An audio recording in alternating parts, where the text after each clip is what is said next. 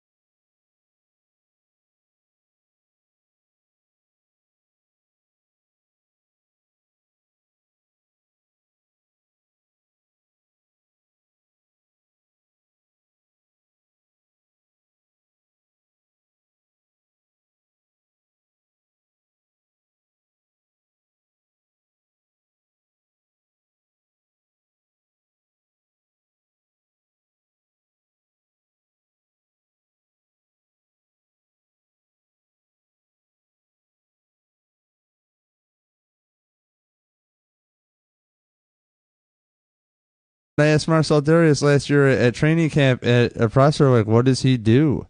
You know, and he was talking about riding a bike, and doing some yoga and stuff like that. And I'm so glad to hear that players are picking it up because yoga is a big mental thing. And Charles Clay is talking about his body, his health. I don't know what he's doing with yoga or anything like that. It's just like my own thing. But, when you go into training camp, I don't know if it's just because it's just there at the cafeteria. But, like, I don't think that if I'm a nutritionist that fountain drinks should be in sight. Like, you're, like, Chad Ochocinco eating like shit in the NFL. He can get away with it. He must have a hell of a training regimen where it just doesn't hit him. But, really, sugars and stuff equate to swelling. And we mask it with painkillers because it's legal. And really, there's more holistic approaches. So, kind of what I'm getting at here is to hear that the players are actually like stepping outside the box of status quo of let's do, this is the one training regimen. Like, I think all players should be hiking. I think these ACL injuries happen because they're overtraining and they're training really binary, just running, just doing certain things. I think if you hike, you build a lot of muscle in your feet. Okay, I know I sound weird, but you're definitely, if you're running up and down hills and stuff like that, you're getting used to running in awkward positions, and your body's getting used to it too. So I think a lot of injuries come from hydration. And to hear that, again, Charles Clay is paying attention to his body and what he's taking in, that's, like, super cool. I hope that transcends through the team. And honestly, I wouldn't be shocked if some players just become leaner over time, especially with the softening up of the sports and the head injuries. But so to tie this in, 3 quarterbacks. I'm not really about it. I frankly hate it.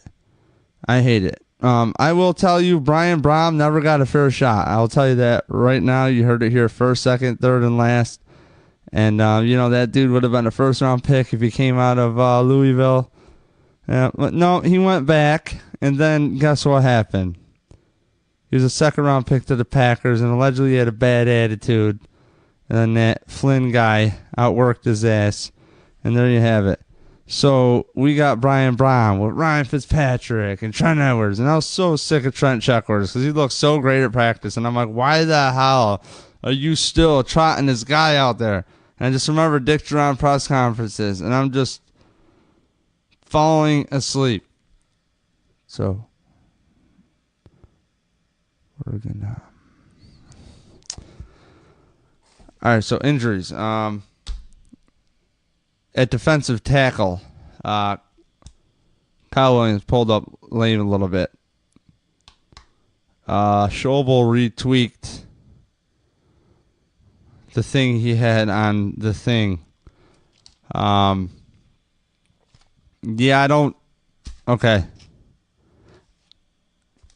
play the quarterback position. I'm not sure. You'd have to talk to the offensive coordinator. And then Changeli comes in. And I start learning about football. And next thing you know, as Eric Turner says in cover 1, I have some love fest with Changeli. But, I mean, so do some of the players. I mean, I know Stevie Johnson did. I think Changeli was a good man. And what I like about that guy is he showed you what you could do. It was like the mighty damn Ducks, okay? Those Bills teams were in it. And honestly, I felt sometimes like those Bills teams are better than the team I watched this year. Definitely, like, offensively. I mean, the thing that kills me about coaching changes is we get these eventually 3 quarterback competitions. And what happens with Bills fans is we don't ride along in the party long enough where these players develop and we get to correct the wrinkles. Back to my damn hockey point. Okay? Because next thing you know, the damn coach is fired. If Rick Dennison is running a damn zone blocking scheme and Ruben Brown is on a John Murphy show every week calling it out from week 1. Like, yeah, the blocking is suspect. The blocking, and he is no longer on anything with One Buffalo that I know of, unless I'm just not listening to it, which I'm really not. Radio, podcast, whatever land they have over there with John Murphy and Tasker now. So, for me, I kind of look at it like, all right, so are they trying to squish the message out there in Buffalo? Is that like what's happening? Like, let's control the message. This guy's calling the shit out. We can't have Ruben Brown talking shit. That's how I look at it as a fan. Maybe I'm being a conspiracy guy here, but the offensive line frankly sucked. Now, Vlad Dukas was not as bad as people thought. And now what's weird is if he's in the left guard spot, because I have made the point over and over again, if you ride like skateboards and you skateboard one way, it's really hard to skateboard the other way. So going from standard foot to goofy foot, it's a pain in the dick. It sucks. So to me, I look at that like playing guard, like playing anything in sports. So I don't think it's a simple adjustment. That said, I am not Vlad Dukas, and I do not have his resume up here before I just rail about Vlad Dukas, how much starting experience he has at left guard. Because for all I know, he might have played his whole life. That said, you have a swing offensive lineman usually who has to fill in at every spot. So, what I do love about coaching changes is it shows accountability. So, Sean McDermott, thank you for firing Rick Dennison. That dude's head was up his ass. Next on the docket, the wide receivers coach, gone. Zay Jones. Don't know what the fuck is going on with Zay Jones. Don't give up on him. Don't give up on him. It's still early for him. Again, like I was saying, he had trouble to press coverage, and if you hear something slurping water in the background, it's my dog. Apparently they didn't get the memo that we're live ranting on Facebook to Eric Turner. He's the only one that has no life right now. That's cool, Eric. I'm flattered. Thank you. So, anyways, I don't know what's up with Zay Jones. I wish him the best. I think he can adjust. You can't, if you're a good route runner. I mean, in camp last year, I thought he was awesome in training camp last year. I really did. I was like, who's this Jones guy?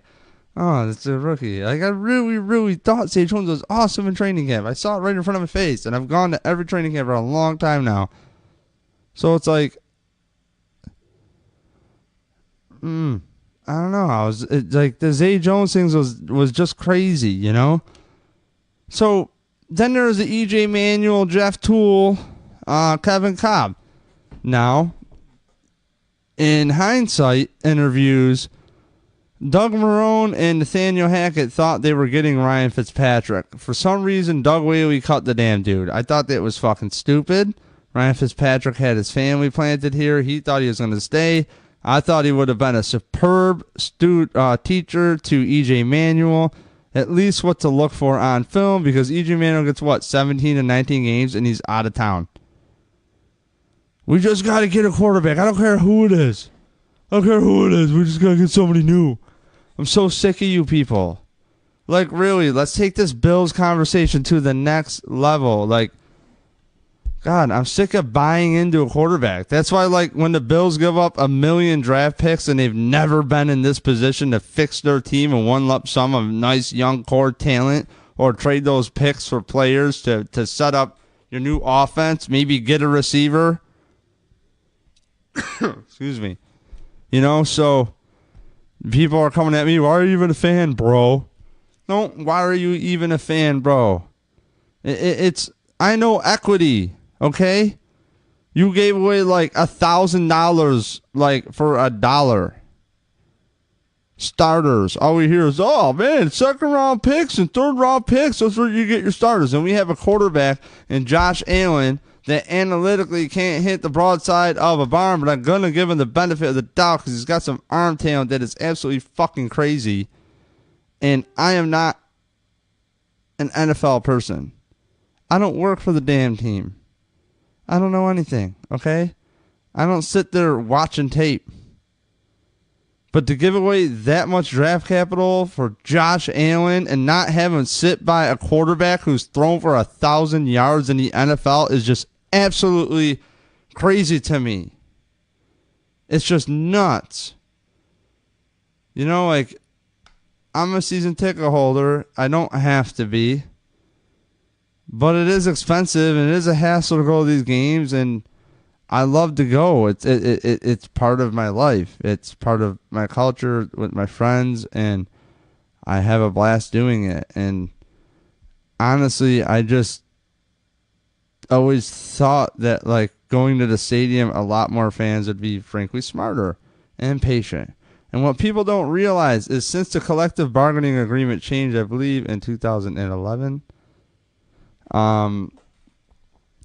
you don't have double sessions in football. You cannot develop the quarterback like you used to.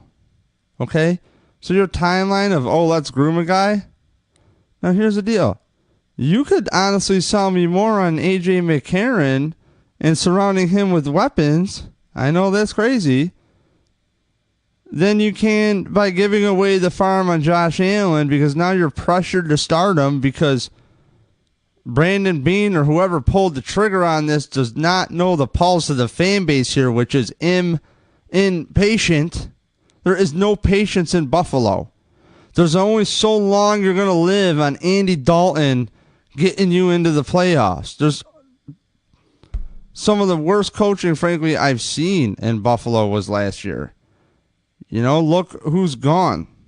You have your defensive line coach. I've said it over and over. You're supposed to get results out of your players. What, Marcel Darius forgot how to play football all of a sudden, and now that coach retires? Yeah, I'm sure you're retired. You know, so, I mean, I wish him the best, but, like, that's the worst defensive line performance we've seen in years. So, for me, I'm glad that there's accountability on the coaching staff.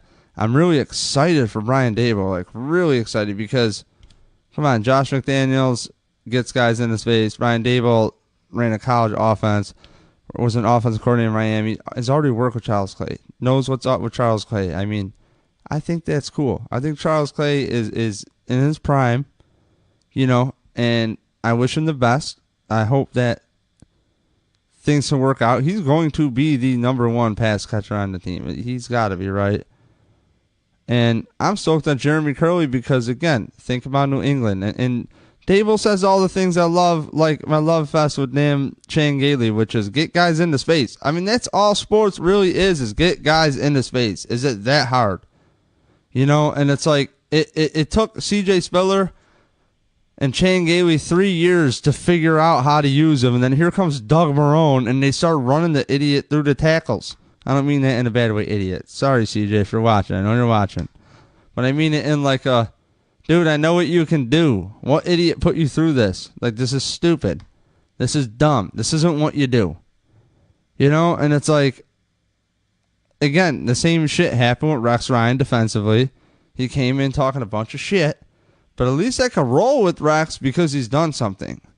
I've seen his team just mentally come in with a subpar roster and beat the shit out of the Bills year after year after year after year. And I wanted Buffalo, frankly, to get on the map nationally.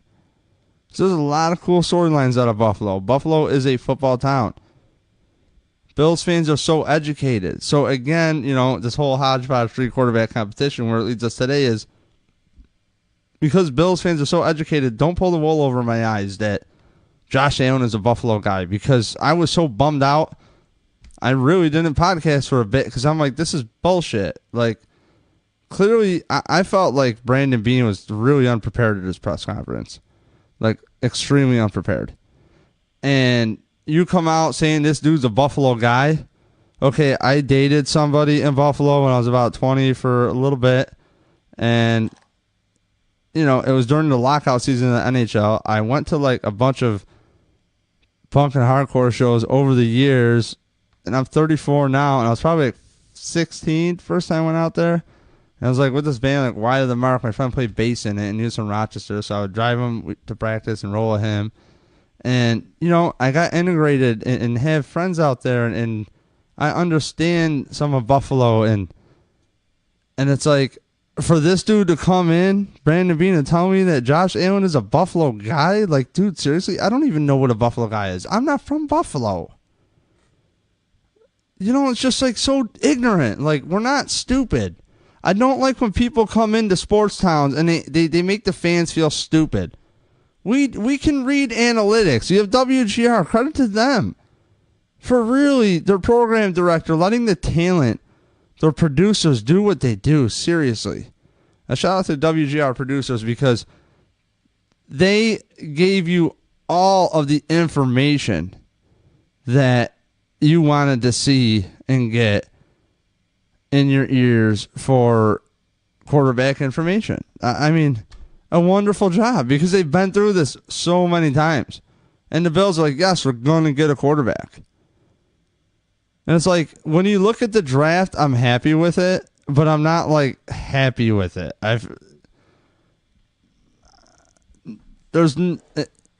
I believe in culture. I used to shit on culture, but I believe in culture just from like hockey locker rooms lately.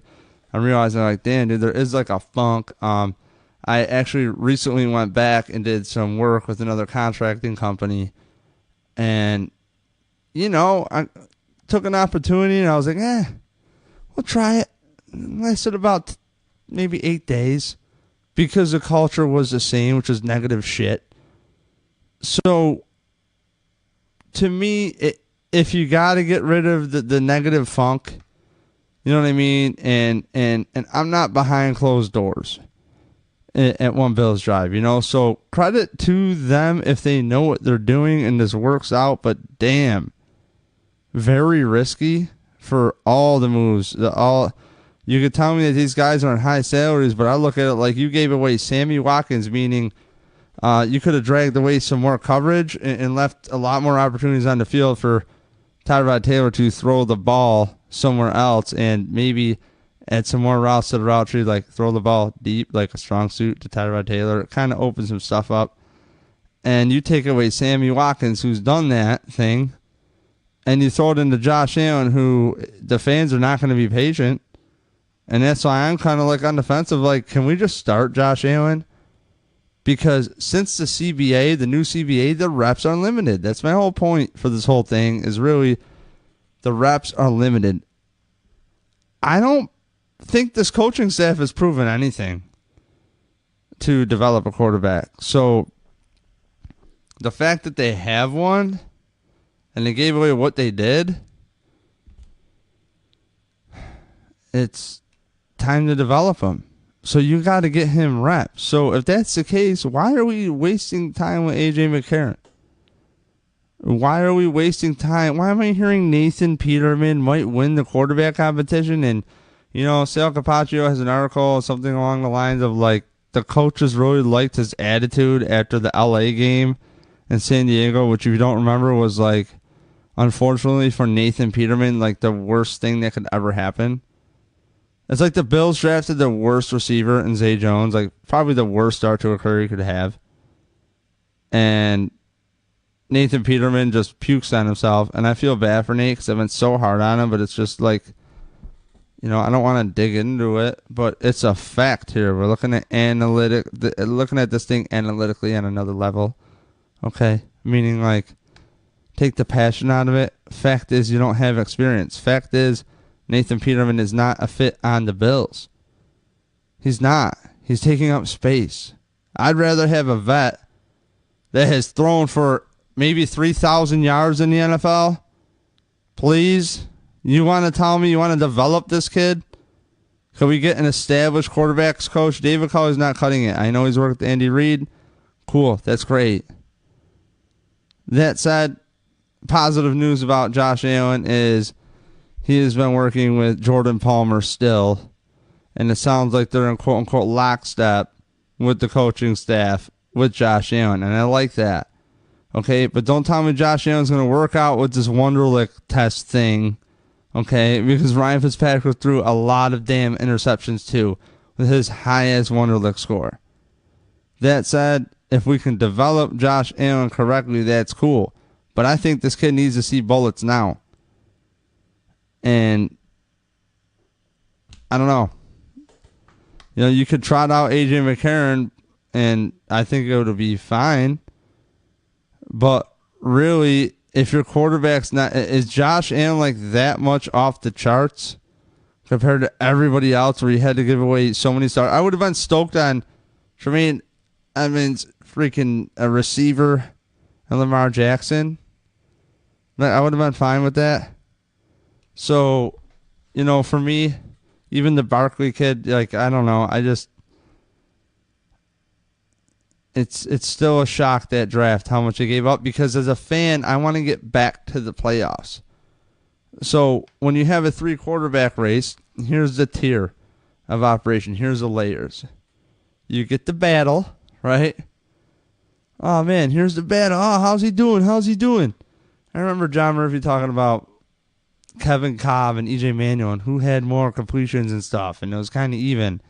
And then you listen to the press conference, and it's like Rex Ryan was throwing, or Doug Marrone was throwing the whole kitchen sink at the kid, at Kevin Cobb, for defense. So it's like EJ Manuel did not see those looks.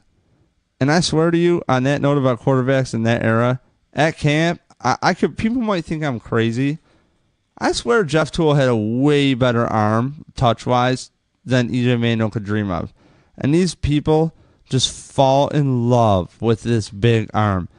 And I really think the key is to get a quarterback in and support him. Surround him with smart players. That's it. Get the damn offensive line intact from the jump, okay? That's why I'm stoked on this new coach, Brian Daboll. I'm really stoked on it.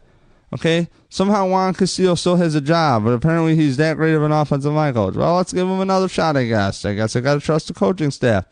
So, we're going to roll with that, because they did improve when the Bills players essentially said, hey, this is what we do well. We want to do it. And they did do it. So, I like a coach like that that's malleable and open-minded. My love fest of Chan Gailey, on a side note, has to do with getting the best out of players that are there. Putting your players in the right position to succeed. Stevie Johnson has a very unorthodox route running style. What did he tell him? Dude, just get to the spot when they need you to get to the spot. I don't care how the hell you get there, just get there. Okay, 3,000-yard seasons, and people just shit on him like he was nothing. When's the last time the Bills had that? What's the time before that? Oh, I think Andre Reed or something, right? So, I could be wrong. Don't quote me, because I don't know what I'm talking about. So then you get your love vest. Finally, your quarterback that we have to start, we fall in love with him, and you're going to hear me, oh, I think Josh Allen could do it. Oh, Nathan Peterman, I was totally wrong. Oh, Adrian McCarron, great story. He's been groomed for years. Let's put him in there. Yeah, okay, you're going to hear my love fest. Then if there's an injury, it's like, oh, shit. Right? So that screws up your love fest. Oh, we don't injury at your love fest. Kevin Cobb slipping on the mat. I'm like, you know what? You're bringing the starter. You cut Fitz. You bring in Cobb. He's got a lot of experience. Slips on a mat at camp. Now, true story. I almost killed Tyrod Taylor at training camp. Not literally. It was like, it's like, Tyrod. I hear people like yelling shit, and I'm like running through I'm walking through the tunnel, and here comes this dude, the starting quarterback of the Buffalo Bills, running through the tunnel. I could have like jogged to the wrong way and taken out that dude's knee on accident. Ended Bills season. I would have just, I don't know what's going on. Yeah, like I am shocked that they don't roll these players out there like the Deion Sanders like golf carts. Like they need golf carts. Excuse me. Those spikes on concrete, that's a death trap. And why am I out there? Anyways, that's my Tyrod, almost ending Tyrod's career last year story. He probably doesn't even know that. But I was in the way. Okay, so if there's an injury, now it's like, you know what? Let's see what the rookies got. And you hope that what happened to Nathan Peterman doesn't happen. And then you buy into the kid. You know, I think you could do it. Pick whatever quarterback. Consider him there. Yeah, you know, I think you could do it because why? Okay, he's got to work this, and this out. 3 games go by. Man, he sucks, dude. I can't believe he's still doing that, dude. God forbid you end the last, 2 games like that. And then he starts out the first game of the season doing that. And then the next 3 games, he doesn't do that. You know, so you have a whole season where he just, your quarterback or whatever player you want to improve on, whatever, doesn't do it. You know, so there's no patience. There's no time to develop quarterbacks to see these live drills. I mean, live offenses. Come on. the foresight from coaches was, this is crazy. Now John Gruden decides to get a job again. I don't know why. And he's complaining about it. Did you not know what the hell you were getting into? So then you buy in, right? I bought into Tyrod Taylor. I didn't know what to think about him. But I've seen a dual threat quarterback work. It's like there's a thing with Tyrod where he would kind of do things like it could be like 3rd and 6, and I'm pretty sure he could run to the sideline and get 6 yards. You know, as crazy as that sounds. And then there's times when you're in the stadium, especially a lot, and you see routes open and a lot of field, and you're like, damn it. But then you see he's out of the pocket, and it's like, well, I don't know what to judge there. I want to back the quarterback. This is what he does. This is what he's done for 2 years. Put something around him. Figure it out. Now, when it comes to quarterbacks, it's like, I want to go through the process and let them grow. Like Ben Roethlisberger, he grew. You know, and that's what we were hoping with EJ Manuel. That's something I was hoping with, I'm hoping with Josh Allen. But the big problem I have is fans and coaches, maybe too, give up on players, I think, too early. And we buy into these quarterbacks, and then we end up with this war in year 3 with these coaches of what do we do with these quarterbacks? Tyrod Taylor sucks. Does he suck? He's the first one to get the Bills to the playoffs. Like, does he really suck? No, maybe not. I don't know.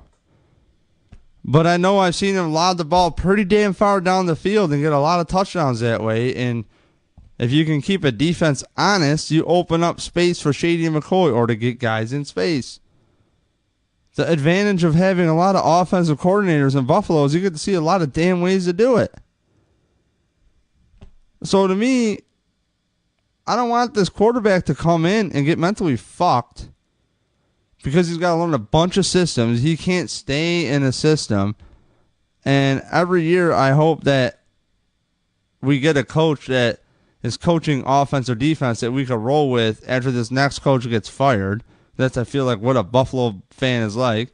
Thought Nate Hackett might be that dude, and then I started hearing, his dad was really conservative with the Jets, and you know, that was a bummer. But it's like, I'm hoping Brian Daboll's that guy, a Buffalo guy, went to school in Rochester at U of R for a couple of years, on 2 mega coaching stats with Nick Saban and you know, Bill Belichick, and I'll buy the Patriot way when we actually have a coach run the Patriots here. You know, so getting guys into space, is it really that much to figure out? No, and that's what I'm hearing with this offense of Brian Daboll. And I'm just curious to know logistically. Last thing I'm going to close is logistically here. You know, if you're going to have a 3 quarterback competition, I think the way Greg Roman did it, which was the way he did it with Harbaugh in San Francisco, was you have 2 fields and you have drills going on each, all 3 quarterbacks going. And that way you have constant reps. You know, that's the beef I have with this quarterback competition shit, is it's a waste of time. It's literally a waste of time. If you really want to groom Josh Allen, I really think it's a good idea that you put in the quarterback that's been groomed. If A.J. McCarron can hold it down, I can really get over these picks that the Bills don't have that they put into Josh Allen, if you think Josh Allen can become something. But A.J. McCarron is so cheap, what you do, if you're smart in the Bills. But I don't think the Bills will do this because they do not show signs of knowing what the hell equity really is, honestly, in the front office there. It's bogus. I think they have wasted their picks. I've made that clear many times. They've wasted good players. They traded away good players.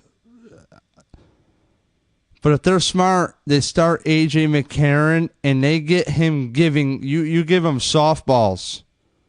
Okay? Work the run game. Work some play action. Work some damn screens. I am so sick of coaches not running screens. Get the freak out of here with that. Jeez, get these guys into space. Come on. I don't want to see a screen to the fullback. That's not what I'm saying. I don't want to see a screen to Mike Tolbert either. Make A.J. McCarron look good. You trade him. Get some shit back for him. So you can make up for the Josh Allen giving away too many things for Josh Allen thing. Okay? Build some damn equity. Maybe you take Nate Peterman through camp and he tears something up. But frankly, I don't want Nate Peterman in there to take reps away from the starter of the Bills for 2018. There is no way you start A.J. McCarron. No way. If you start not A.J. McCarron, Nate Peterman. If you start Nate Peterman, I'm straight up like selling my tickets if Nate Peterman is a starter. I'm not going to the games. Like, dead serious. You got to really tear it up for me to go to the games, Nate Peterman. You got to light shit on fire. That said, when Nate was in there, he was the closest resemblance of Brian Brom. He got rid of the ball. That's my dude, Brian Brom. I was really pulling for Brian Brom. I'm telling you, man. He got rid of the ball. Okay, so he didn't get a fair shot, as Jeff says about J.P. Lossman, Jeff Knight, the accountant. Excuse me. But on the real, I would like to see these quarterbacks getting as many reps as possible within the time frame. So I'm really curious to see at camp how they set up this 3-quarterback competition because, again, I think it's a waste of time. If you want to start A.J. McCarron and pretend that Josh Allen's not even on the roster, let's do that.